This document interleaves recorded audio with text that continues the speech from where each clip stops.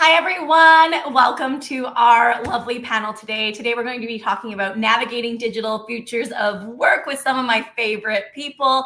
I am so excited to be here today with my DMI capstone class at Texas State University. We are going to be with three amazing people, Dustin Fuhs, Cindy Royal, and Dale Blasingame. I'm going to introduce you to them very, very briefly, and then I'll be bringing up my wonderful teaching assistant and some of my students from the DMI capstone class. The rest of us are going to be joining from various platforms, either LinkedIn, YouTube, or Twitch today, and I'm sure they'll be commenting in that comment box. I first want to say that I know some of you were expecting Elise Fontenot today, but unfortunately she's unwell, so we wish her well and hope she recovers really quickly. I do want to extend my sincere thanks to Dustin Fuhs, who got a DM from me early this morning in a panic asking him to join us. So I do thank you for stepping in kind of at the end hour. Dustin Fuhs is a publisher and editor-in-chief at Six Retail, Toronto's essential retail industry. We were just talking before we went live about he's in the land of the Toronto Blue Jays, and if you know they're going to a game this evening. He is also the creative director of the Immersive Lab, where he works with retail and entertainment brands to bring innovative experiential strategies to life. He has formerly worked at amazing companies like the Walt Disney Company, the Canadian Opera Company, the Hockey Hall of Fame, and more. He also used to work at Retail Insider most recently. So welcome, Dustin. Would you like to say hello? Hello. It's going to be exciting. I'm very excited to chat about this topic, and we'll see where the conversation goes. Everything changes on a day-to-day basis, so this is going to be a blast. Yes, thank you for joining us. I would say that I enjoy the conversation I always get to have with these three, so that's why they are here today. Cindy Royal, there's so many amazing things to say about Cindy Royal. She's won a gazillion awards. She's a professor here in the School of Journalism. More importantly, she is the creator of our digital media innovation program, and also the innovator of so many other things like product management with news and so forth. I could keep going on and on. She has won the Presidential Award for Excellence in Service, as well as in teaching at Texas State University, the AEJMC Scripps Howard Journalism and Mass Communication Teacher of the Year Award. Most recently, the Regents Teacher Award. I noticed that your profile is not updated with that. You need to put it on there. And she was also a 2014 Knight Journalism Fellow at Stanford University, the very first academic to ever be part of that. So that's wonderful. Welcome, Cindy. Would you like to say hello? Of course. Thank you so much for that very, very nice introduction. And I'm just really happy to be here today to talk with students in the DMI capstone. I'm also teaching a section of the DMI capstone, and I'm obviously very interested in directions for students, careers, directions for skills, and to be able to talk about how much this environment has changed since we started the DMI program almost 10 years ago. Whoa, we need to do something to celebrate. Absolutely. Well, welcome, Cindy. It's always a pleasure. Dale Blasingame is an associate professor of practice here in the School of Journalism and Mass Communication. He said, why am I here? He's here because he's so innovative. He's so creative. He created our drone storytelling class. We are working on projects about AI influencers together. My conversations with Dale are never dry. They're always interesting. And that is why you are here, my friend. He is also, he spent 9 years at WOAI TV in San Antonio, where he won 2 Lone Star Emmy Awards and was nominated for a third. He also has an online agency of some kind, but it's not in your bio, so I don't know what to say about it. But he has his hands in many different pots, and he's just a wonderful person to chat with. Dale, would you like to say hello? Yeah, thanks so much for having me. It's great to talk with everyone and be a part of this, so looking forward to it. Thank you. I'm really happy to have you here. And I just also want to introduce you to Matilda, who is our graduate assistant, and 3 of our DMI capstone students at the moment. We have Robin Bryn, if you can just give a wave, Brianna Villagram, and Delilah Guerrera. And they are 3 amazing students who I've had the pleasure of teaching more than once, and they're back in my DMI capstone class, and it's always a pleasure to have them in class. Would you like to say a quick hello? Hi, y'all. I'm Robin. I'm a senior in the DMI program, and I'm happy to be here and talk with y'all. Hi, my name is Brianna. I'm a junior in the DMI capstone, and I've taken a lot of y'all's classes. I'm in Cindy's class right now, so it's really fun just to get to talk to y'all today. So. Hello, I'm Delilah, and I'm in Miss Nicole Stewart's in Dale Blasingame's class. I really love it. Excited to start talking. Fantastic. Matilda? Hi, everybody. I'm Matilda. I'm Dr. Stewart's teaching assistant, and yeah, actually also Cindy Royal's student in my grad class. So it's really fun. And soon to be my new research assistant. So I'm very excited that Matilda will be joining me for some research projects in futuristic topics. So I'm going to open the questions to the panel, and then if the students want to jump in at any point, feel free to. This can be more conversational. But I want to ask, Dustin, Dale, Cindy, whoever wants to jump in first, what major changes are you seeing influencing the future of work in the next 5 to 10 years? I know we've been talking a great deal about things like AI, XR, AR, but there's also these concerns about this potential economic bust right now. There's a potential AI boom that we're all reading about. So what do you think? What's going to happen in the next 5 to 10 years? And can we think that far out? Whoever wants to jump in first. I mean, I'd love to hear from Dustin because I'm always interested in learning from professionals. I know that you were just brought on here. And then maybe I can kind of add to that how we're addressing the things in the professional environment in academia. Sure. So the big thing that's happening right now in the concept of work is the hybrid reality. We're seeing the remote versus office and how that's interrupted the local economies, the communities in which we not just live, but also how we work. It's very interesting to look at how in Toronto, for example, similar to New York or LA, you have basically 3 days in which the week is consumed with being in office or as collaborative as can be. And then throughout the other side, the Monday or the Friday, that's more of a task-orientated email meeting, get a meeting, send another email. It's really changing the way that we set up our communities, but also when you're looking at how people are applying to these roles, most jobs are kind of living in this world of a hybrid, but we are losing that impact of being in person, seeing each other, talking to each other, being creative instead of reaching out to someone via text, by email, or even virtually. Most individuals right now have learned how to deal with the online situation. We still need coffee shops. We still need retail. And even if it is a more of a larger scale retail environment or commerce, we still have to figure out how to get the goods from one to another. And even on the entertainment side, we are seeing brands like Sphere or even the Disney company to some lesser extent working on this idea of how do we entice people to come to our experience versus just seeing it virtually. So that's kind of where I'm seeing right now. And then for the next 5 to 10 years, how do you train for that situation? Are there business models where they are outdated? I look at it when I went to school for journalism, it was talking about print media. Print media does not exist anymore. You don't get up at 6 o'clock in the morning and then scroll through your day doing all your interviews, getting everything set for 2 or 3 p.m. in order for something to get sent off and printed and then delivered the next day.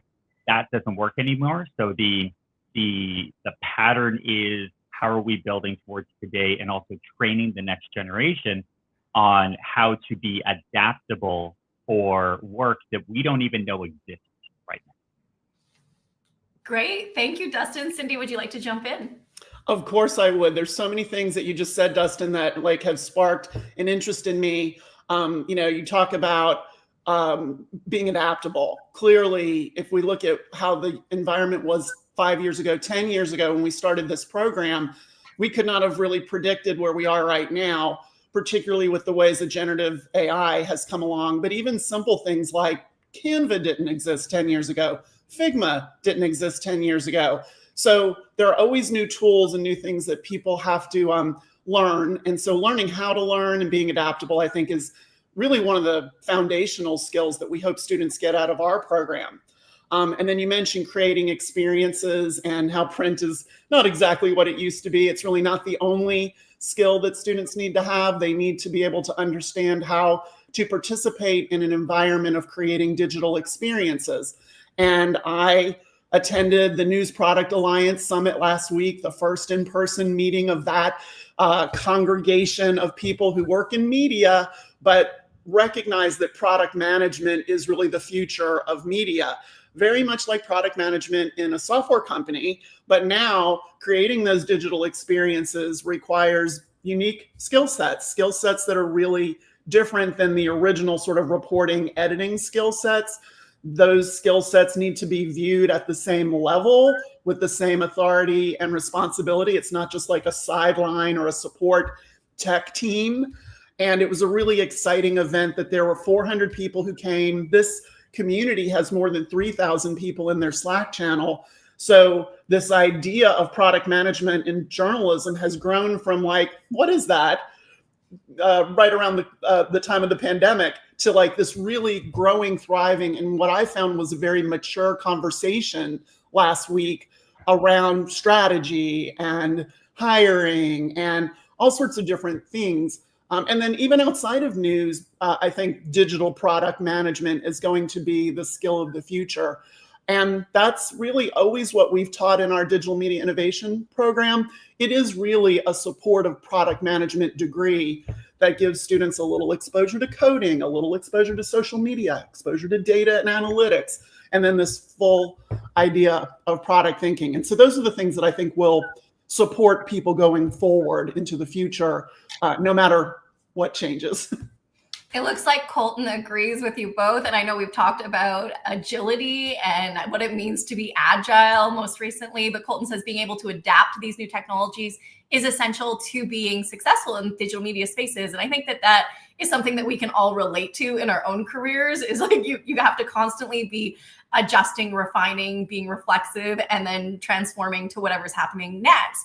I'm going to pass the floor to Dale with this next question, which is basically about how are emerging technologies transforming creative and media and communication fields today and or in the future? Like, what do you see as being like essential things that are coming down the pike that they need to learn and so forth? Yeah, so just, carrying through that idea of flexibility and agility with, it's not necessarily one specific brand or one specific platform, but being open to experiencing all of those and learning all of those and seeing which one fits best is usually what I try to practice and preach with them. One thing I am worried about both from an employee and an employer standpoint is the over-reliance on AI, like that fine line of using it to be productive, efficient, but also not letting yourself become fireable or dismissible because you've shown that the only way you can get your job done is through AI. So having that mindset of using it wisely and being AI literate, obviously, and even AI forward, I would say, but without it having to be your crutch that you use for everything. Obviously humans still bring a lot to the table and our brains still bring a lot to the table when it comes to productivity and creativity. I see you nodding along, Dustin. Do you have anything you want to add? Yeah, it's amazing how many brands and offices right now are letting go of the traditional positions, the marketing, the creative, the sales, and switching to 100% AI. And the issue is that there's still a sense of that human element that AI has not and will not ever be able to adapt. You have to have that human element. And as soon as businesses realize that, we're seeing a lot of cuts in major businesses across the spectrum. And I think they're going to see very quickly that there are functions that you are able to use AI and use the tools that are being created, from Canva to even things on digital and like social media and everything. Like, yes, you can see some of these things, but there's more to it. And we need to focus around how do you utilize AI and utilize the tools in order to get a job completed to the best of your ability. And we see it all the time in the news side, and it's people who will get a press release and then put it through ChatGPT or put it through Claude or any of the other brands, and they'll publish that. And all you need to do is realize as a reader, is this actually something that's helpful for me, or am I just reading another regurgitated piece of content that has been mass produced and then mass shared? Or are you working, are you learning something through these pieces? It takes a very honed skill set from the older generation to see here's what is AI, but the younger generation, the folks who grew up with this and are becoming digitally native in this space, they can pick it out like no tomorrow. And it's amazing to see where that next generation is going to go when it comes to being able to spot what is AI generated and what is real. Robin, Brianna, or Delilah, I'm curious if you have any thoughts on what Dale and Dustin have just said, and if you want to ask any questions or just reflect on any of that.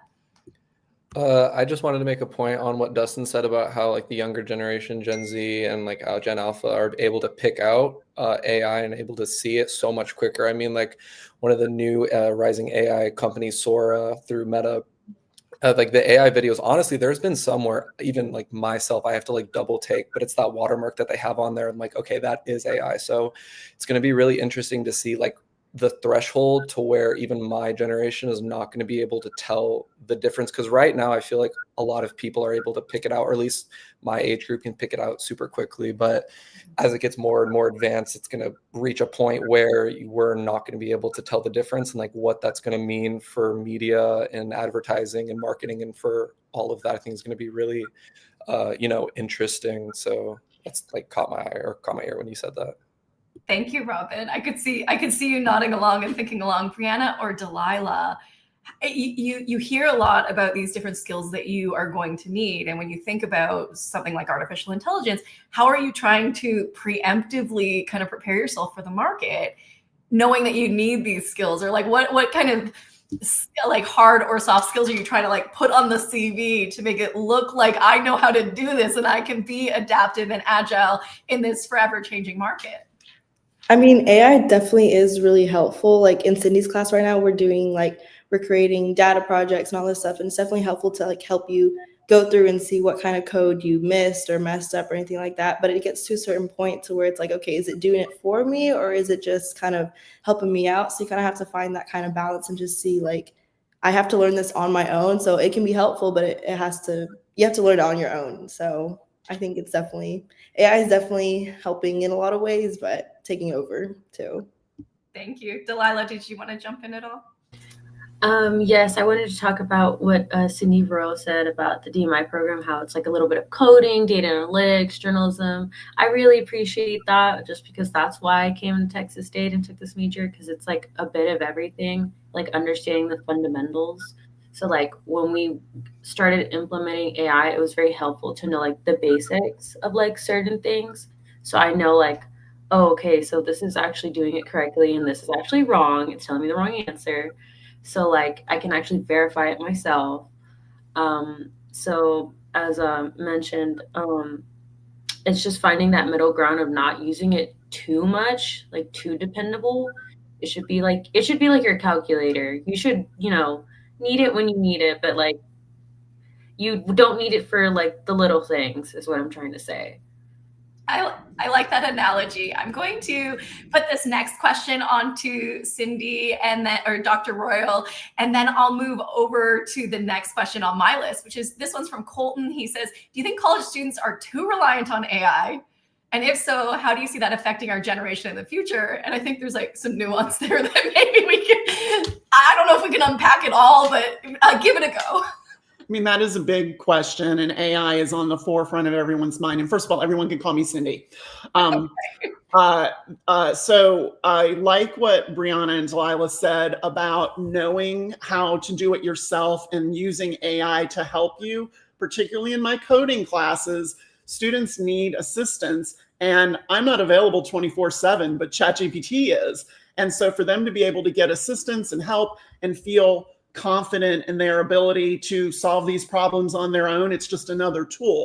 But I did some research, and obviously you can hear what Brianna said. You have to know how to do this to be able to apply AI effectively. So it is that balance. And I think we are all coming to terms with what that balance is. So in regard to Colton's question, I think there probably are some students that are becoming too reliant on it in terms of having it replace them, doing the work for them, writing articles, taking tests for you. That's not going to serve a student well in the future.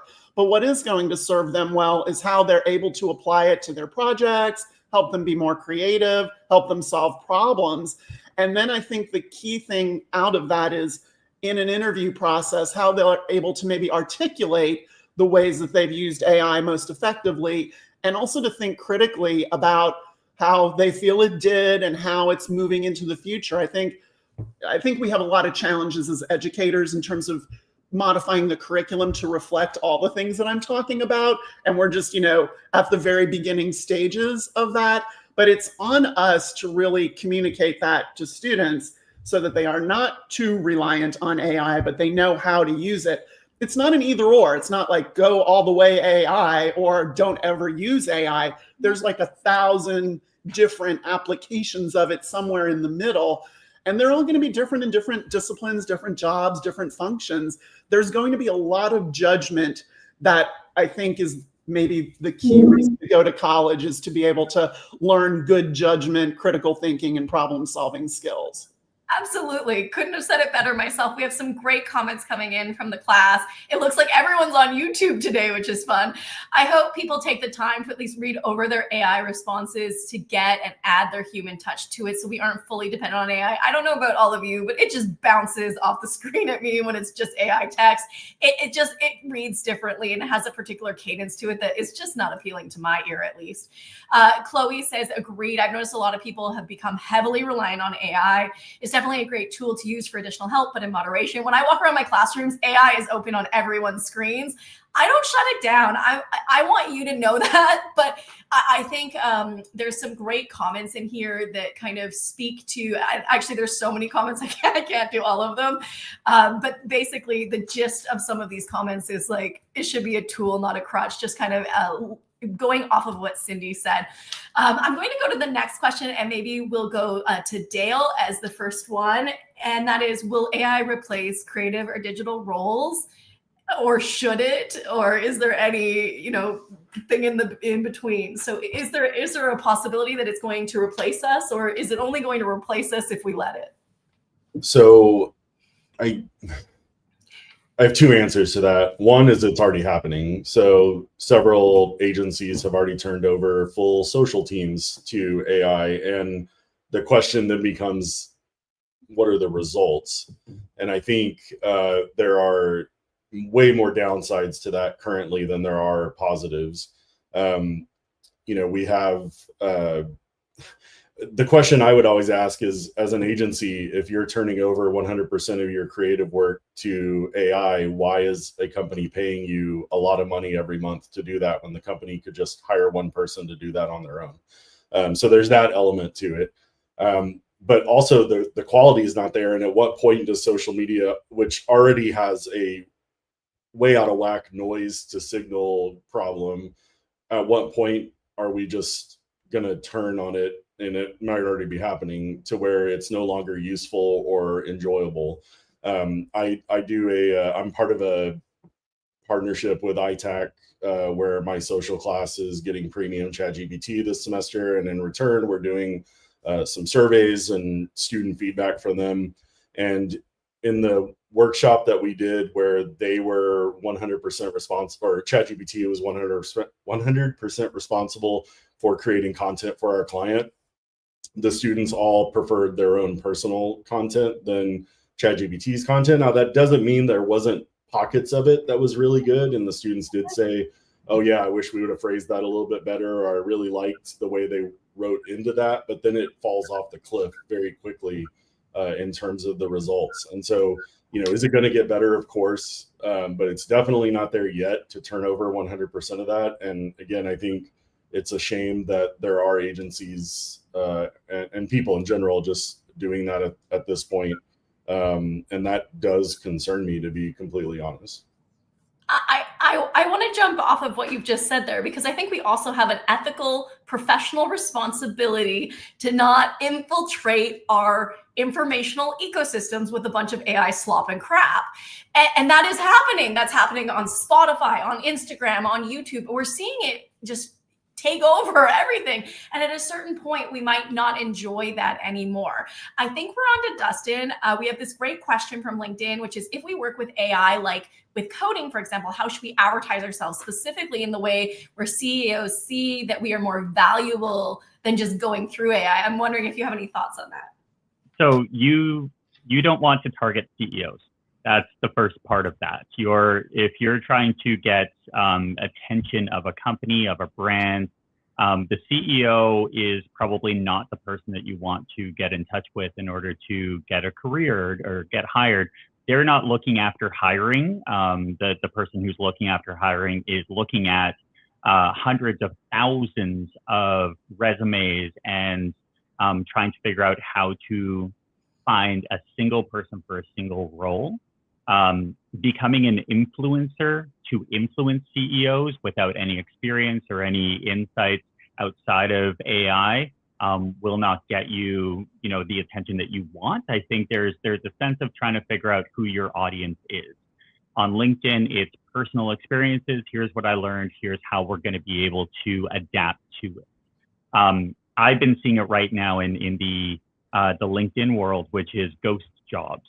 And these are roles that are being produced by companies with no active opportunities available in-house. So you're having all these hundreds of thousands of people apply for a single role. And it could be at an agency, could be at a brand, something like senior VP of marketing, not knowing that that role is continuously being updated every 3 weeks in order to showcase that they are in fact still hiring for that role. They're a destination.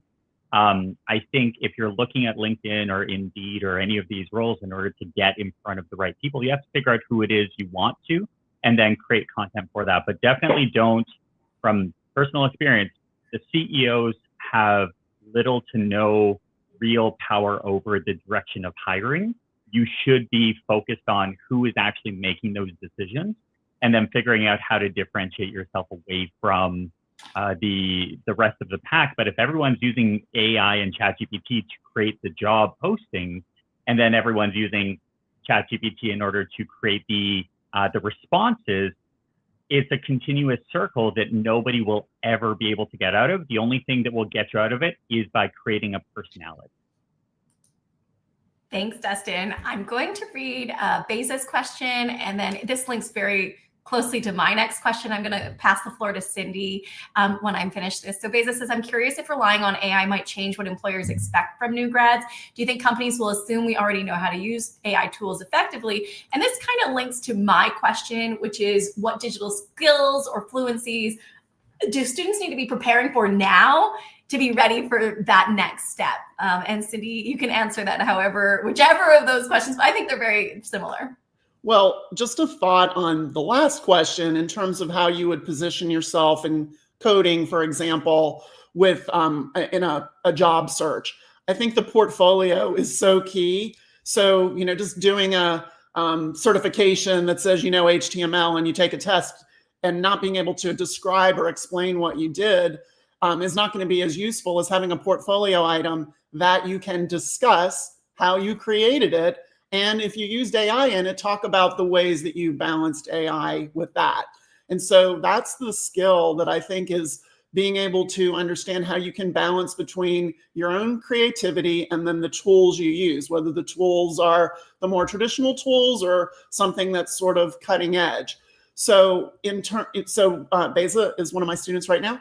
And yes, I think that AI is going to be expected, particularly from young people. They're going to have expected people to have experience with it, to be able to discuss how you use it and to think critically about how you use it. I think that would be a fantastic interview discussion to talk about how you think it's effective and how you think it's not, and discuss how it fits into more of an ethical situation, because employers, I think, are all trying to figure out how to apply AI, and they want people who are good critical thinkers that are going to help them into the future. And I mean, I think just as we've said before, being able to do a lot of different things and problem solve is going to be the key skill for the future. I am still very much a proponent of teaching students how to code, because even if they're not going to be web developers in the future, they might work with a web developer, they might have a problem, they might be a product manager where they have to get those people on their team.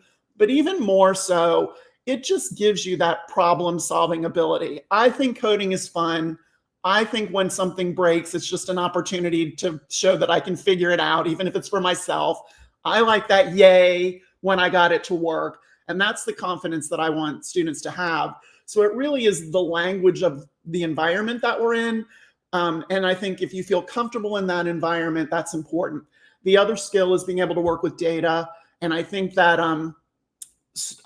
mass communication students have traditionally relied on the written word and the spoken word and communication, obviously, but understanding the role of a good data analysis and telling a story is going to be a really unique skill that's going to serve everybody well as they move into the future, whether it's analytics or you're doing data to support a point, you're making a case for your future degree that you're trying to promote. It's useful to be able to work with data. So those are just a few of my thoughts.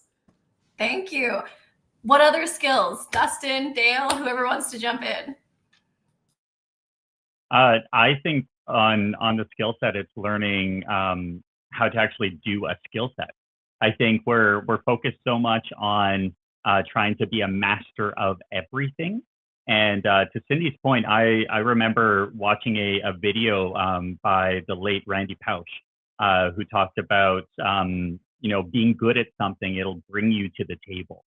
And in our world right now, so many people are trying to be the generalist. They're trying to graduate from university with a skill set of I can be your solution, instead of showcasing where they actually can see that result being utilized in the business. So I think on my end, it's just being good at something. And to your portfolio discussion, Cindy, 100%, the number of writers who come to me and say, I want a job writing for your publication. And I say, awesome, where's your portfolio? And they're like, oh, it's all on my, social media. And I'm like, no. So creating a website is so easy right now.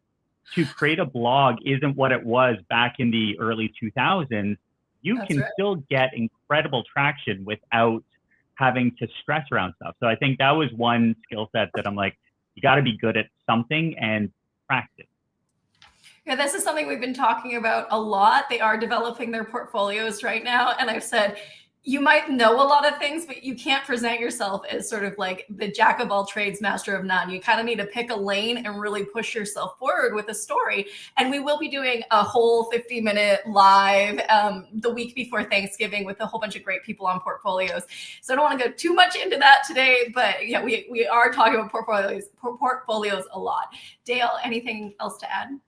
Yeah, I still am a proponent of kind of the jack of all trades to an extent, because I think it helps you find your lane when you expose yourself to all the different things that you could easily talk about that of, I've done projects on this, and this. I really love this. I found that I'm really great at this. It helps add to those conversations you could have.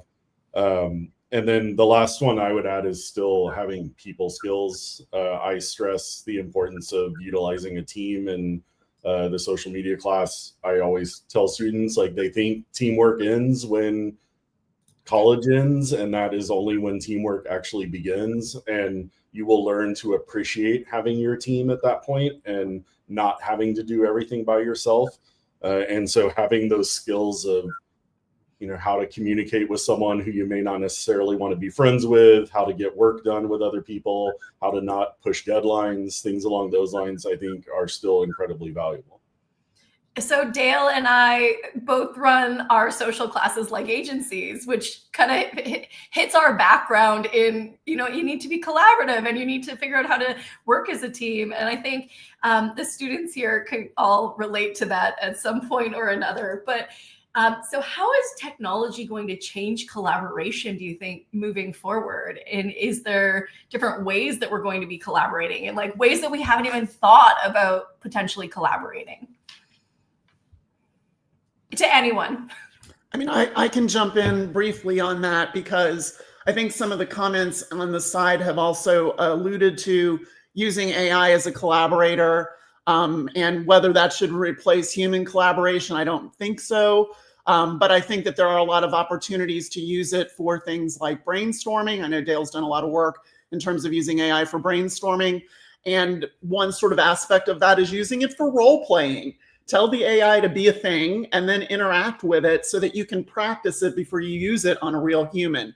A job interview, or in this class, we do empathy interviews so that you can practice an empathy interview. You are a college student that has certain problems and you want to be able to interview that person.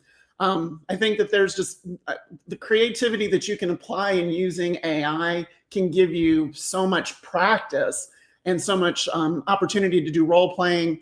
I had a guest speaker last night who is the social media programming manager for the Denver Broncos. She's one of our graduates, and obviously dream job, but she was talking about how she used AI where she would brainstorm with it and she'd be like, most of the ideas are terrible, but sometimes there's a word in it that made her think, oh, well, that's something I can jump off on. So it's not that you're using AI to do it for you. You're using it to just, spur the human creativity that may get blocked. Sometimes we're busy and we're thinking about other things, but if we can get, I think she used the example, like one of the examples from the AI had the word grit in it. And she's like, grit. And I can jump off of that and I can put something about grit and the Denver Broncos and football and the messaging that she was doing that week. The best South by panel I went to this past year used, he was creating an entire campaign in 1 hour. So he went from having, I think he was using Claude, but having a large language model come up with a problem, find a solution, create a website and build an app all within 1 hour. And the best part of that was he did a focus group with The Rock, Paul Giamatti, and Sydney Sweeney, I believe, and ran it through them. And then at the end, they all three agreed that they would be on the board of directors and be the first, venture capitalists to build into it. And it was just really fascinating watching that whole, that in and of itself is a creative skill to be able to do those types of things with technology and think about it in that way. And it's incredibly valuable. And I think, again, that's something you can talk about in a job interview or something like that to help set yourself apart, as opposed to, I can have it write a report for me. Thanks, Dale. Dustin, any thoughts? Collaboration is always unique when you're trying to come up with a strategy for the end result.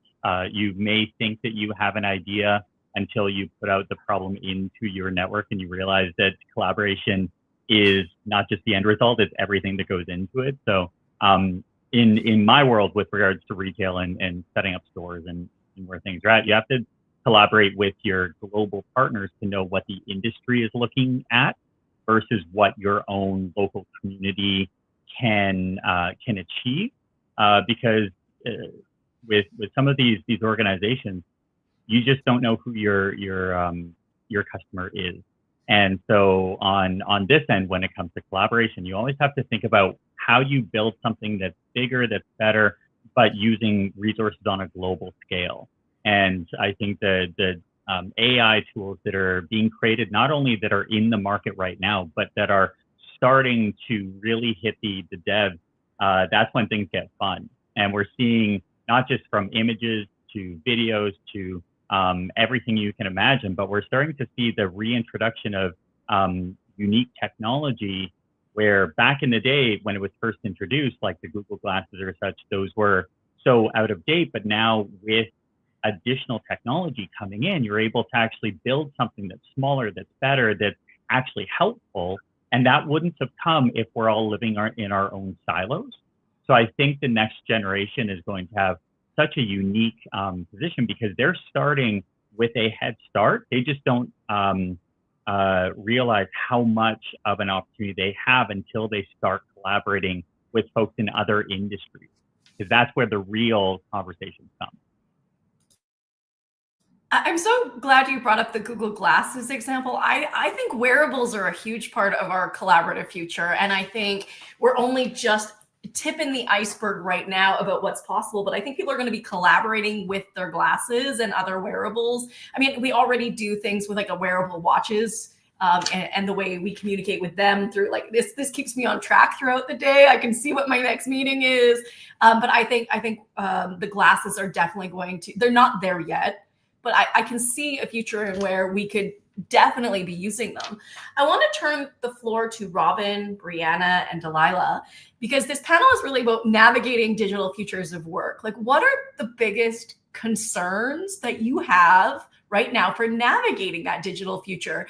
And or anything in that area is also fine. But are there things that are concerning you, or things that you're like, I wonder about this, that you have this wonderful panel with Cindy, Dale, and Dustin. So ask away anything that is concerning to you or questions you might have. No, you got it, Delilah. You can go first. Okay, sorry, Robin. Thank you. My main concern, or I guess for me personally, I've also spoken this with Professor Blasingame about the drone photography class, the drone class, is that, as you know, our current government is not doing so well. We're kind of in hot water, and they haven't done the audit yet. And basically, they need to do an audit so we could have access to DJI products, which is a well-known like drone company, and they make a lot of good other things that a lot of people use in social media and marketing. That's just available to like, you know, the average person or somebody trying to go up there. And that's kind of my main concern, because on one hand, we're getting many resources and like support, like, you know, through AI and like new emerging technology, but we're also losing some like cornerstones of like pretty much the media world. And it's a little disheartening and worrying. What's going to happen next and what's going to replace it? Is it going to be good? Is it going to be better? So far, I'm just trying to look at the bright side of things, but I would say that like, it shouldn't dissuade you from like learning new things, which is why I'm still continuing to do this class. I know some people are like kind of worried. They're like, well, what's the point? It might be banned. And I said, well, you need to still be interested in learning new things, because you may not be a jack of all trades, but if you know the basics, you're ahead of many other people who might not know the basics, right? I say this all the time. Like in 2010, I was teaching people about shoppable social media, and it disappeared, and then it came back, and then it disappeared, and it came back. And look now, if you ask people like if they think shopping on social media is crazy, like 90% of them will be like, I bought this on TikTok. But I am going to pass the floor to Dale, because I think you know the most about this topic. Yeah, I mean, on one hand, I am quite pessimistic right now about the drone industry in particular. And we've had that discussion, and I'm not trying to kill your dreams, I promise. It's reality at the moment. We have no American built drone companies that are really worth a dang. And if they are, they're insanely expensive, and they're not what we need them for. They're for law enforcement or other types of uses. And so the fact that DJI could very realistically go away in a month or two is very concerning. I've had that conversation with the director of the school saying, hey, I'm not sure my drone class will be around next year because we may not have any technology to be able to use it. So the thing I will say, though, is usually the innovation happens when there's opportunity. And so if DJI goes away, you have to assume there will be other companies that will fill that gap. They haven't done it yet. There hasn't been a lot of movement with that yet. But that's what everyone is assuming, is that if DJI goes away, another company or companies will come in and fill those gaps. And that's what's happened in the past. You have to assume it'll happen here. I can't imagine an entire industry just going away because one company goes away. So while they are the the Google of, the name brands, the verb of that industry. Again, I'm still somewhat hopeful that there will be replacements soon. Maybe not the word soon, but I do want to like echo what Dale said, that an industry isn't going to just collapse. It might pause for a minute, it might go stagnant for a little while, but the absence will create innovation and someone will produce something. It is kind of, I think, how that will go, especially like my 11-year-old plays with the drone every weekend. Like this is not like technology that the masses aren't using. Robin, you had a question. I'd love to pass you the floor. Yeah, I guess just my main concern is about wanting to know how we can move forward in our program with like balancing the jack of all trades aspect as well as focusing on one particular skill set. Because I know that, Dale, you said that you're more of a proponent to wanting to have a baseline of those skills, but it's also important to like focus in on one of those things. So I guess my question or concern would be, how do we market ourselves to companies that already have people that have worked in these fields for 10, 15 plus years, and we're freshly coming into this field, and we are more at an advantage because we're younger and we've grown up with these technologies. But at the same time, why would you hire someone that has a year of experience compared to someone who has been in the field, has seen the change, and then is adapting to the change? Like, why would you hire us and not continue our staff? And that's why I think there's also, the job market is a very serious topic right now. And it's kind of scary for my generation graduating out of college and not having that experience yet in these fields. So I think, that was a very broad question, but just something that I was like thinking about. Well, one, I'm gonna pass the floor in just a minute to Dustin and then Cindy. But one, you do have skills, and we're creating them live in live time on a regular basis with all of us in the classroom. And I think like certainly Dale, Cindy, me, like we are all trying to get you portfolio ready with everything we do, and that's not common in higher education necessarily. So you're in a front runner stage, I would say, just because of that. So don't discredit what you're learning. And then I'll pass the floor to Dustin and then Cindy. Yeah, if you think that the job that you're going to get right out of university is going to be the job that you're going to do for the rest of your life, that doesn't happen. The job that you're going to be doing in 5 years probably doesn't exist right now. The example is around the room. Most of us, when we went through high school, university, and then afterwards, those first couple of jobs, those are what teach us what we don't want out of a career, but it also teaches us how we value our own journey. And everyone has their own journey, they have their own destination, but you also want to figure out what you want to do. You can't find out what you want to do until you go and try it. The entry level discussion is such a massive thing right now. The entry level jobs just don't exist. I know when I was in high school, one of my first jobs was McDonald's. That idea of going and getting employed in fast food and learning, the customer journey and the experience, that doesn't exist anymore due to just the world that we live in. That doesn't mean that you can't get skills and you can't learn what it is that you do and don't want to do.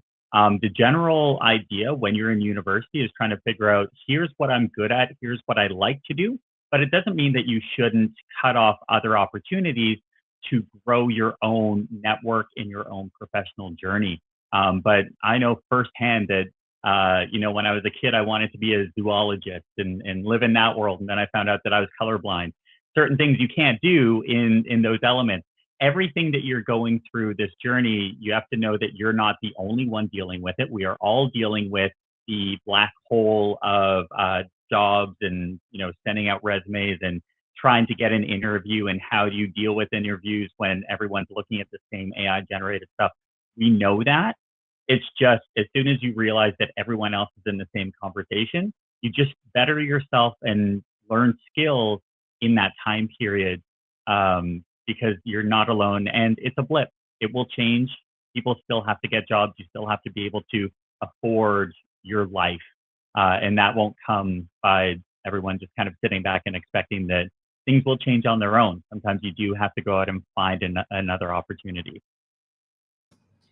Thank you, Dustin. I'm a huge proponent of following the doors that open until you have lots of choices of doors that are opening and closing.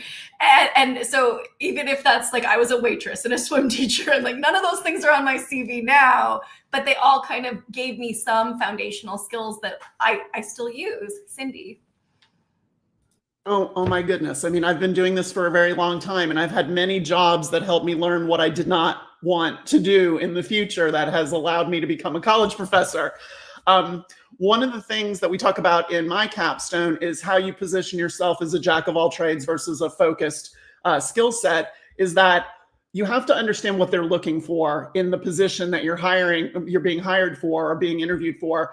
And so you have to position a lot of your materials that way. You have to position your conversation. So if you're being interviewed for a job in social media, focus on that. But if the conversation leans toward, we really need a new website for this event we're having, well, I learned how to make a website. Or, shooting photos and doing videos for social media is really important to us. I also have experience with that. So you have to really be smart and be savvy in terms of how you position yourself. And then in regard to the entry-level conversation, I think, for one, companies are trying to figure out what they can and can't do with AI. So that may be a temporary thing that is going to solve itself as they're like, we need entry-level people. But I think also you can position yourself as entry-level plus or the next level with internships, with your portfolio and your ability to describe, your ability to learn new things, to keep up with technology. And so you're not coming out as completely entry level, and you could be qualified for the next thing that they're going to need people to fill these needs. And then always emphasize that human element that you're applying within the technology environment.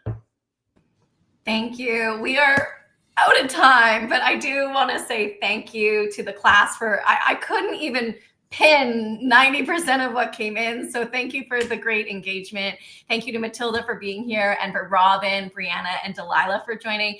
But most of all to Dustin, Dale, and Cindy. We really appreciate it. Before we go, 10 to 20 seconds or less, what is your last piece of advice for students as they're navigating their digital futures? And any of you can pop in, but just short. My microphone's already on. Perfect. You will be fine. You have great skills. You're going into the world. It may take a little longer. And as Dustin said, your first job is not going to be your forever job. You will make a lot of changes, and the world will change. And just have confidence in yourself, and everything will work out. Great advice.